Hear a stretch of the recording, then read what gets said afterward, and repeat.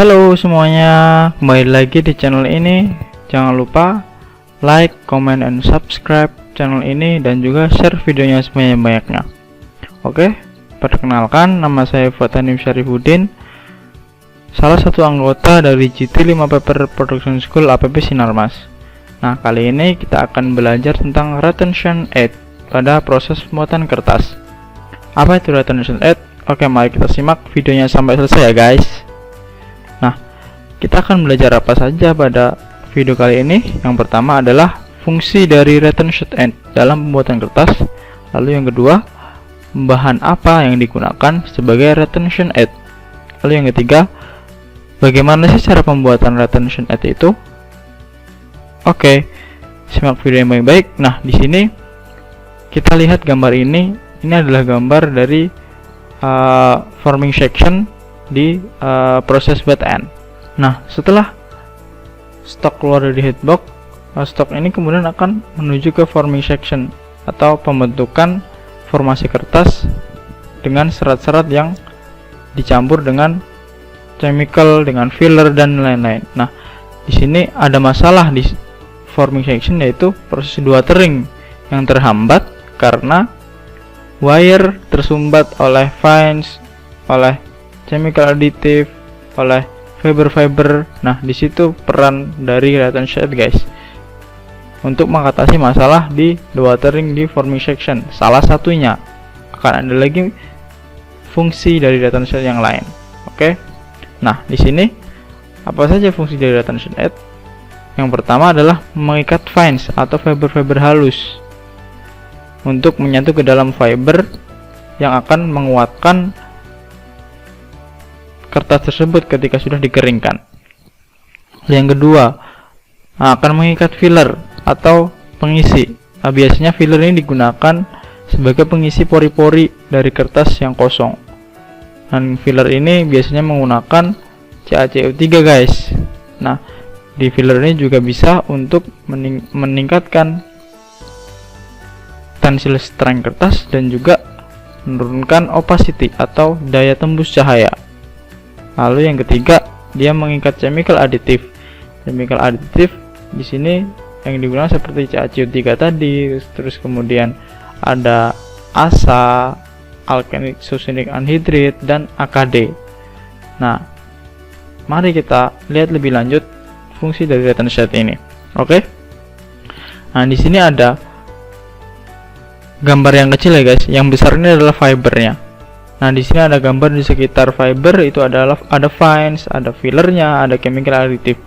Nah, ketika proses watering di sini partikel-partikel kecil itu akan ikut bersama air yang turun dari proses forming atau biasa disebut dengan white water, dan itu akan kelama-kelamaan akan menyumbat di wire-nya sehingga proses watering akan terganggu. Oleh karena itu harus diikat atau lebih baik diikat fines dan filler ini ke dalam fiber.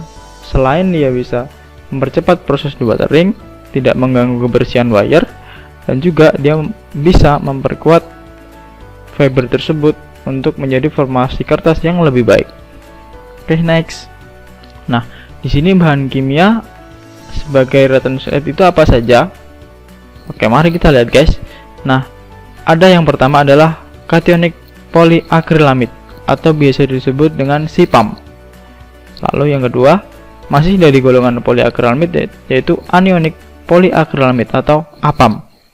Lalu yang ketiga ada bentonite. Ada dua jenis bentonite, yaitu natrium bentonite dan kalsium bentonite. Oke, nah di sini adalah contoh dari polyacrylamide dan contoh dari bentonite sebagai bahan kimia yang biasa digunakan dalam proses pembuatan kertas sebagai retention aid. Oke, next. Nah, di sini kita akan membahas tentang polyacrylamide. Ada dua jenis, yaitu cationic dan anionic polyacrylamide guys. Lalu polyacrylamide adalah polimer dari CH2 CHCONH2. Itu adalah monomer dari polyacrylamide yang terbentuk dari subunit akrilamida yang juga dapat melalui ikatan silang. Nah, akrilamid ini dibutuhkan untuk digunakan dalam percobaan laboratorium yang baik untuk menghindari terjadinya keracunan karena itu berupa neurotoksin. Itu awal mula ditemukan akrilamida guys. Nah, di sini ada rumus struktur kimia dari monomer akrilamida. Nah, kemudian di sini poliakrilamida dapat dikondisikan sebagai polimer yang netral, kationik, anionik, atau bisa disebut dengan amfoter dengan sifat fisika dan kimia. Amfoter itu dia bisa dibentuk sebagai zat yang asam, basa, ataupun dia bersifat netral guys. Jadi dia bisa dikondisikan dengan kebutuhan yang akan kita gunakan. Nah, sebenarnya juga terdapat ratusan formula dari poliakrilamid yang spesifik, tergantung pada panjang rantai polimer dan jenis dari gugus fungsi yang disubstitusikan sepanjang rantai. Nah, di sini adalah contoh dari poliakrilamida. Lihat gambar guys, dia berbentuk butiran putih seperti itu ya, dengan berat yang lumayan kecil, dan kemudian dia bisa membentuk gumpalan atau vlog di dalam forming section, di dalam wet end section nanti. Oke. Lalu ada bentonit. Nah, bentonit dalam ilmu mineralogi tergolong ke dalam kelompok besar tanah lempung. Nama bentonit pertama kali digunakan pada tahun 1890 untuk mengidentifikasi mineral bersifat plastik yang ditemukan di Fort Benton, Wyoming, Amerika Serikat. Nah, bentonit ini terbentuk dari transformasi hidrotermal abu vulkanik yang mayoritas komponennya tergolong ke dalam kelas mineral smectite atau struktur lembaran, yaitu montmorillonite.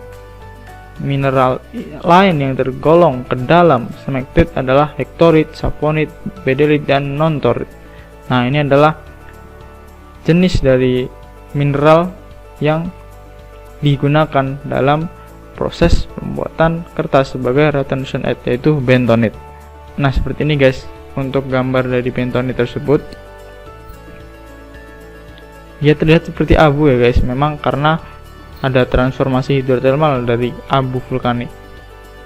Oke, nah di sini ada dua jenis bentonit. Yang pertama natrium bentonit. Nah, bentonit dengan kandungan natrium sebagai kation utama yang dapat ditukar atau dengan istilah exchangeable cation, mampu mengalami pengembangan volume hingga beberapa kali bila kontak dengan air, atau dikenal dengan istilah swelling. Nah, di fiber swelling ini jika fiber itu berkontak dengan air sehingga air bisa masuk ke dalam celah fiber itu akan mengembang guys, sehingga dia akan mengisi ruang-ruang kosong tersebut, lalu membentuk koloid bernilai viskositas tinggi dan mampu mengikat air. Karakteristik tersebut membuat natrium bentonit dapat diaplikasikan pada bidang konstruksi, teknik sipil, pengeboran minyak dan gas, serta pengecasan logam. Deposit terbesar dari natural natrium bentonit adalah yang ditemukan pada negara bagian Wyoming, Amerika Serikat. Lalu kalsium bentonit adalah jenis kedua dari mineral bentonit guys. Di sini bentonit dengan kandungan kalsium sebagai kation utamanya yang dapat ditukar memiliki kemampuan mengembangkan volume yang rendah di dalam air. Sebagian besar deposit bentonit yang ditemukan merupakan Ca bentonit dan sebagian lagi adalah campuran dari kalsium bentonit dan natrium bentonit. Sedikit berbeda guys dengan natrium bentonit tadi. Jika kalsium ini dia memiliki kemampuan pengembangan volume air itu rendah, kemampuan swellingnya itu rendah guys. Kalau natrium bentonit itu tinggi. Dan di sini adalah contoh dari produk bentonite, white bentonite. Oke. Nah, di sini kita akan membandingkan ukuran wire, lubang wire dalam material stok guys. Nah, di sini bisa kita lihat fiber itu tidak bisa lolos dalam lubang wire ya guys.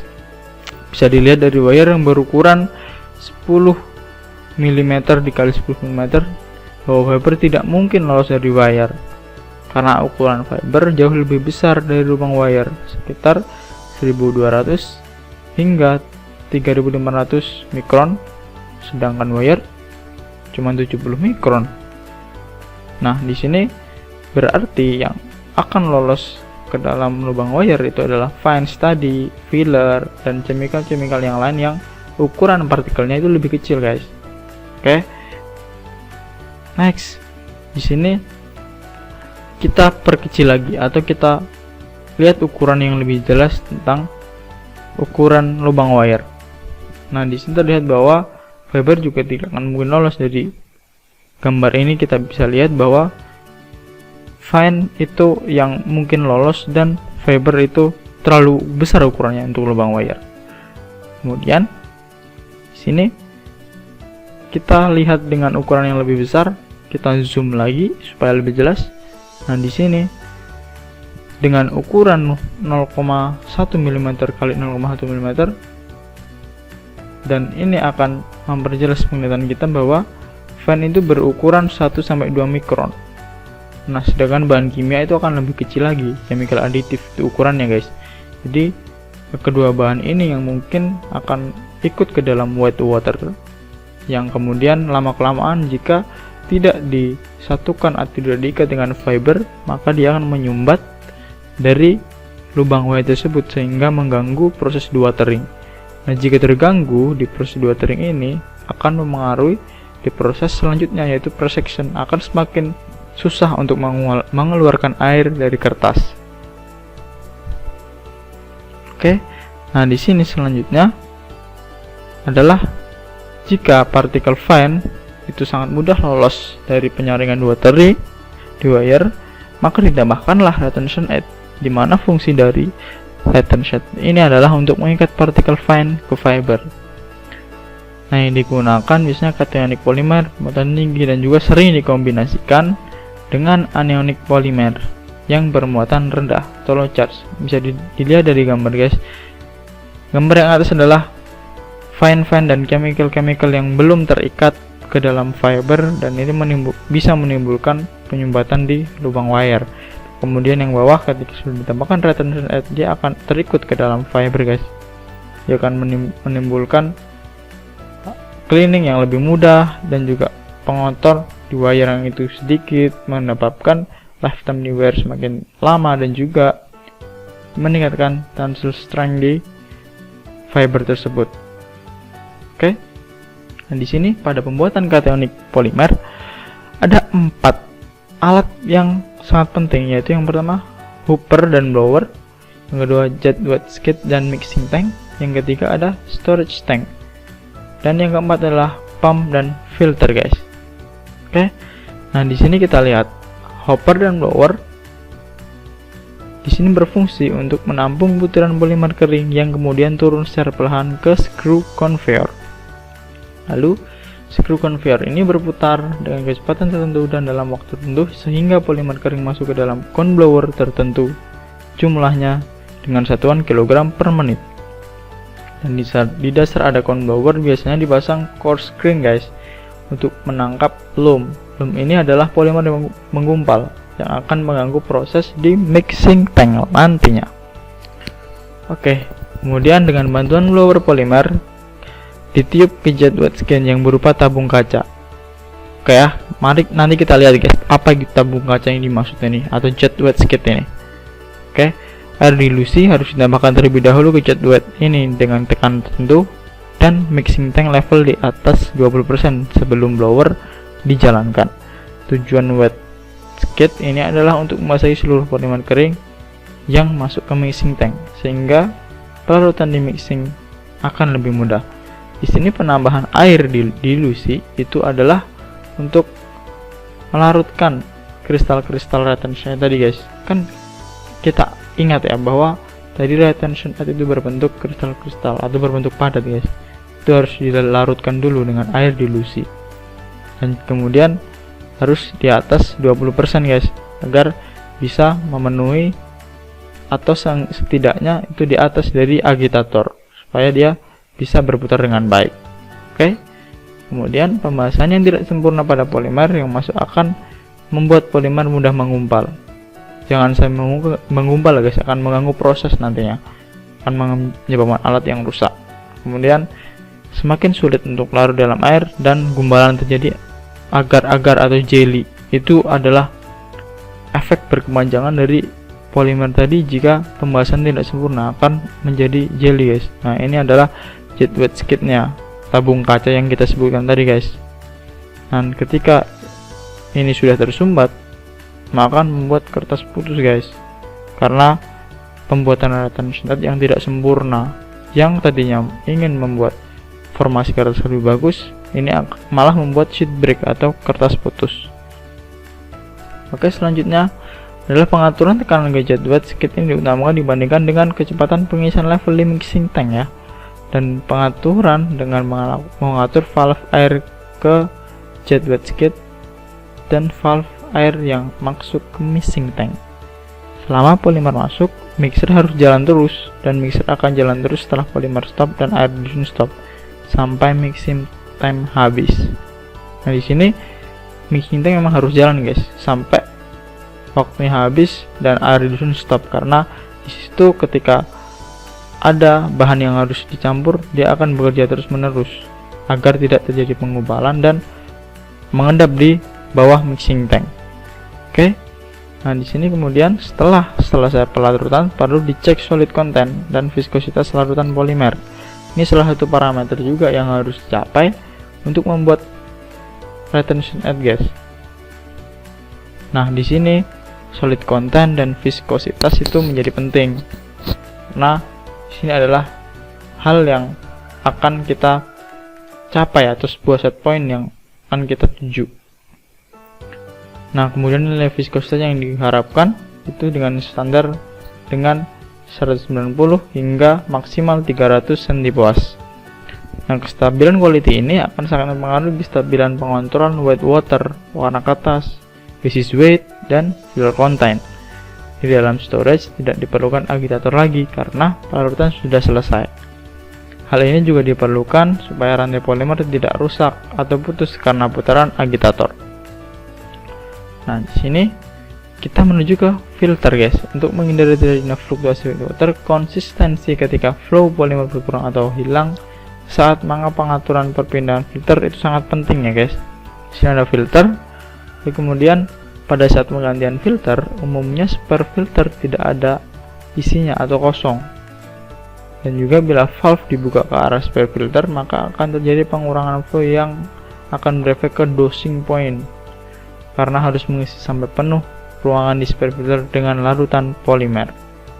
Nah, jika spare filter ini diisi air terlebih dahulu dan baru dibuka valve ke arah spare filter, maka tidak akan terjadi perubahan flow, tetapi akan terjadi perubahan konsistensi polimer. Dan perubahan flow atau konsistensi ini akan berakibat pada perubahan retensi di wire section tadi di proses forming guys. Oke. Nah, perubahan ini juga akan berakibat pada kualitas kertas dan kelancaran mesin atau runnability, seperti kualitas yang akan terdampak seperti basis weight, ash content, dan juga moisture dan warna atau shade. Nah, pada akhir video ini kita akan ulas lagi dari awal tadi apa yang sudah kita pelajari dari video ini tentang retention head. Oke. Nah, di sini retention head merupakan bahan kimia yang digunakan untuk mengikat fines, filler, chemical additive yang digunakan dalam proses wet end dalam pembuatan kertas dan untuk meningkatkan kualitas kertas serta runnability mesin. Lalu, bahan kimia yang bisa digunakan sebagai retention head dalam pembuatan kertas adalah kationic atau anionic polyacrylamide, atau bisa disebut dengan SIPAM atau APAM, dan bentonite. Internet ada dua jenis, yaitu natrium bentonite dan kalsium bentonite. Oke, sekian guys, semoga bermanfaat video pembelajaran tentang retention head pada pembuatan kertas. Saya pamit undur diri. Wassalamualaikum warahmatullahi wabarakatuh. Thank you. See you again. Bye bye.